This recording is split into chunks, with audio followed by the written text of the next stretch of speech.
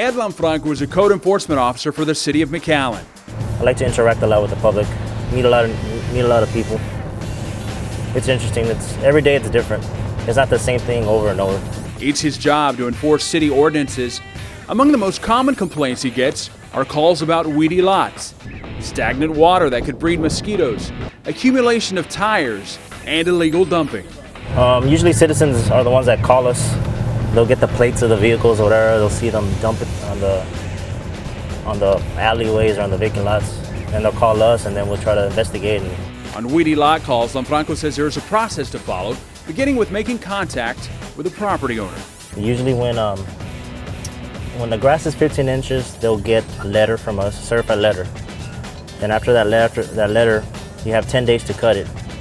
Once it surpasses those 10 days, we do a posting, which is those little green cards, which gives them an extra 7 days. Once it passes those 17 days total, then we'll cut it. Some of the calls, however, require swifter action.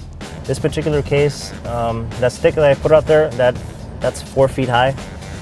So when the grass is automatically 4 feet high, the city can automatically cut it without notifying the property owner. It becomes a public nuisance. So the city will abate it, and then the property owner will get a letter stating that the property was cut and that it was a public nuisance. So they'll get a bill for the mow.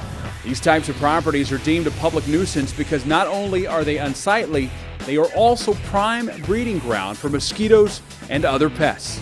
They can harbor rodents as far as snakes, rats, possums.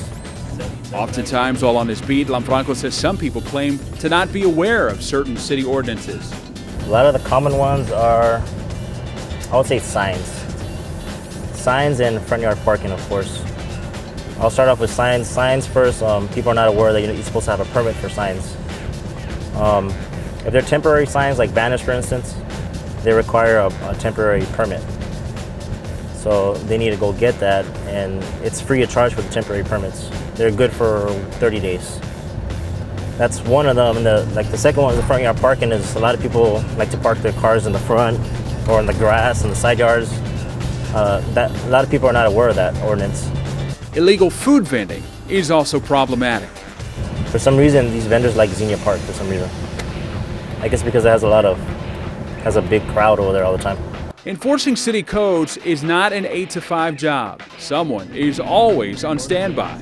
And this job requires someone with extraordinary people skills, someone who can take the heat. I say it's a little difficult. You gotta have some good communication towards the citizens, because a lot of citizens are gonna be irate. I mean, who's gonna be happy getting a ticket from a city official? So you gotta, educate them first, let them know that you can't be doing this and stuff. And just gotta not take it personal. Code enforcement officers are trained to be proactive and spot violations, but much of it is complaint driven. They had a complaint that somebody was illegally dumping all this stuff over here. Oftentimes, it's not easy to find who's responsible. Well, we try to determine to see if it's coming around the area. For instance, like if they're doing construction, to say that someone's doing construction work, that we see somebody. So if we determine that it's coming from there, then of course we're gonna investigate and see, ask some questions that they actually dumped it here. But like for this instance, like we don't know where it's coming from. That's gonna be hard to determine. So by law, by state law, it's still gonna be the property owner's responsibility to clean it up. Code violations can carry fines of up to $500 based on the discretion of a municipal court judge. Violators can also be cited every day for the same violation.